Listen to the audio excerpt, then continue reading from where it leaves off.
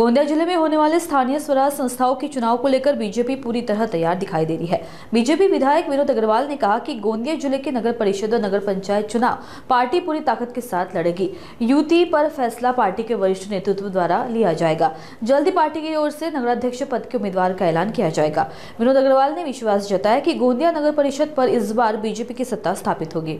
भारतीय जनता पक्ष हा नेहमी निवडणुकीकरता सज्ज असणारा पक्ष असतो।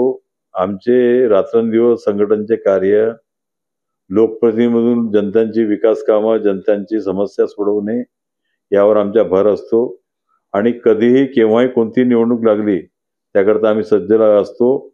आज नगरपालिका गोंदियाची निवडणूक लागलेली आहे आणि भारतीय जनता पक्ष जे काही पक्षश्रेष्ठी आदेश देतील त्याप्रमाणे या निवडणुकीमध्ये पूर्ण ताकदीनिशी लढणार आहे आणि त्याकरता आम्ही सज्ज आहोत। लवकरच 1-2 दिवसामध्ये आमचे पक्षश्रेष्ठी हे सर्व उमेदवार जाहीर करतील आणि निश्चित रूपाने मोठ्या ताकदीनिशी आम्ही लढणार आहोत आणि गोंदिया नगरपालिकेमध्ये निश्चित रूपाने आमची सत्ता येणार आहे।